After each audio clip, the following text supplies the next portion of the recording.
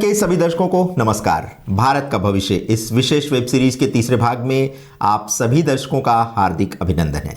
मैं हूं शेखर त्रिपाठी और आप देख रहे हैं हमारा यूट्यूब चैनल अखंड मंथन।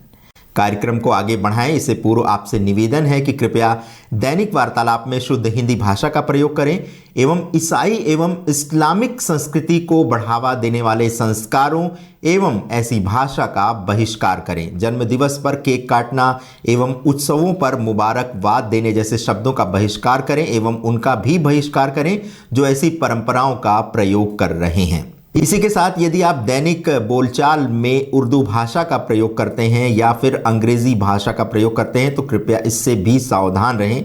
इसके साथ ही बॉलीवुड में बनने वाली सभी हिंदी फिल्मों का भी बहिष्कार करें क्योंकि ये देश विरोधी शक्तियों द्वारा सनातन धर्म को नष्ट करने के उद्देश्य से निर्मित की जा रही हैं। आज शक्ति आपके हाथ में है। आप जैसे विचार शासन प्रशासन एवं प्रजातंत्र को देंगे वैसा ही होगा आपका भविष्य। तो चलिए आपको आज संसार के एक ऐसे भविष्यवक्ता की भविष्यवाणी से परिचित कराते हैं जो हस्तरेखा विज्ञान के लिए पूरे संसार में प्रसिद्ध हैं। ये हैं तो इंग्लैंड के किंतु इनकी प्रतिष्ठा संपूर्ण संसार में व्याप्त है।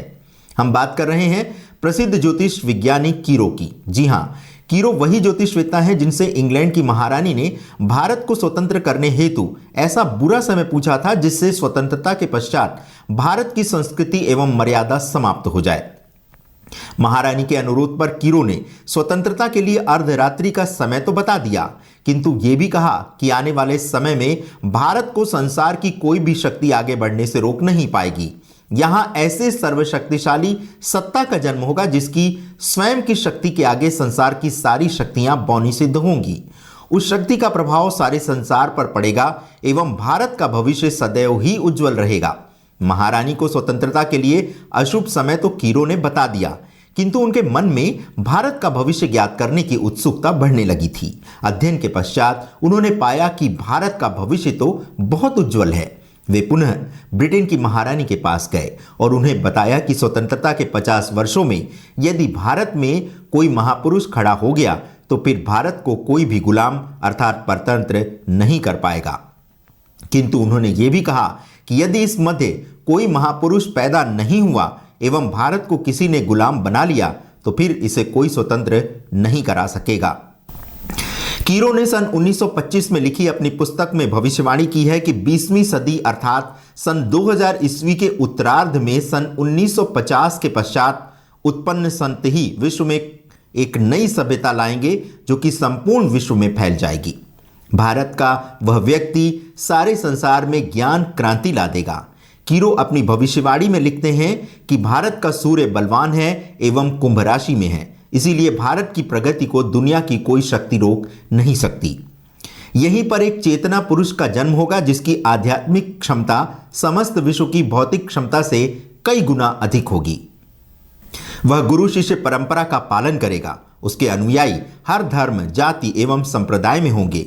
किंतु प्रश्न ये है कि आखिर ऐसा वो कौन सा महापुरुष है जिसके विचारों से सभी सहमत हों एवं कोई भी उसका विरोध ना करे।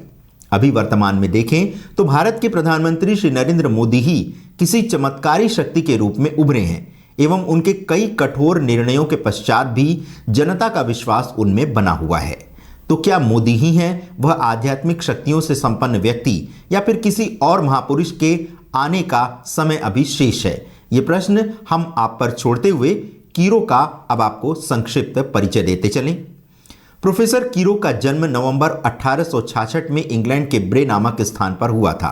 17 वर्ष की आयु में कीरो मुंबईया पहुंचे और यहां विख्यात ज्योतिषी वेद नारायण जोशी से मिले एवं उनसे परामर्श करके वे हिमालय, कश्मीर, लद्दाख और वाराणसी गए तथा ज्योतिष शास्त्र का गहन अध्ययन किया। 3 वर्ष में वे ज्योतिष तंत्र आदि का ज्ञान प्राप्त करके वापस लौट गए। इसी अध्ययन के पश्चात कीरो ने कुछ और भी प्रसिद्ध भविष्यवाणियां की जो आपको हम अब बताने जा रहे हैं। कीरो ने यह भविष्योक्ति मृत्यु के मुख में जा रहे युवराज एडवर्ड सप्तम के लिए की थी। कीरो ने उनसे कहा था, 1 माह पश्चात अगस्त 1902 में आपका राज्याभिषेक होगा और मृत्यु तो 69 वर्ष की आयु तक नहीं होगी। आपको अब स्वस्थ होना ही पड़ेगा। इतना आत्मविश्वास एवं यथार्थ युक्त उनका कथन था कि सुनने वाले तो दंग रह गए। कीरो की भविष्यवाणी के अनुसार ही एडवर्ड सप्तम मृत्यु के मुख से वापस आकर स्वस्थ हुए और 69 वर्ष की आयु तक जीवित भी रहे। सन 1931 में ही कीरो ने भविष्यवाणी की थी कि इस दशक के अंत में एक विश्व युद्ध होगा। इंग्लैंड भारत को स्वतंत्र कर देगा, किंतु हिंदू एवं मुसलमानों के मध्य इस शताब्दी का भीषणतम नरसंहार होगा। अमेरिका जापान के साथ युद्ध करेगा, जिसके भयंकर परिणाम होंगे। 1947 में भारत को स्वतंत्रता प्राप्त हुई, किंतु इससे 16 वर्ष पूर्व ही कीरो ने भारत के स्वतंत्र होने की भविष्यवाणी कर दी थी, जबकि उस समय किसी को भी इस बात का अनुमान नहीं था।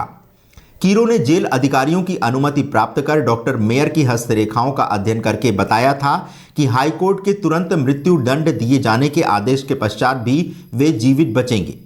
उन्होंने कहा था, तुम अभी 44 वर्ष के हो और तुम्हारी मृत्यु तुमसे 15 वर्ष की दूरी पर है।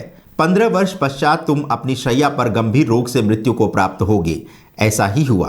न्यायालय ने मृत्युदंड के आदेश में कानूनी त्रुटि पाकर मेयर के मृत्युदंड के आदेश पर रोक लगा दी। उन्होंने एक और भविष्यवाणी की, जिसमें किसी देश के शासक से किसी कन्या के विवाह की बात कही थी, किंतु यह भी कहा था कि उस कन्या की आयु बहुत कम है।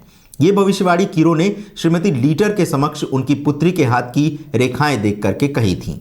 सचमुच उस युवती का विवाह वायसराय लॉर्ड कर्जन के साथ हुआ, किंतु उसकी शीघ्र मृत्यु हो गई।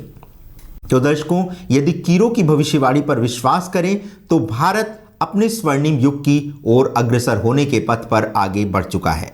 अब हमें एवं आपको भारत को सोने की चिड़िया बनाने में सहयोग प्रदान करना होगा। भारत के लिए भविष्यवाणी के इस तीसरे भाग में आज बस इतना ही। हमारा प्रसारण अवलोकन करने हेतु आपने जो अपना अमूल्य समय हमें प्रदान किया, उसके लिए आप सभी दर्शकों का हृदय से आभार। नमस्कार।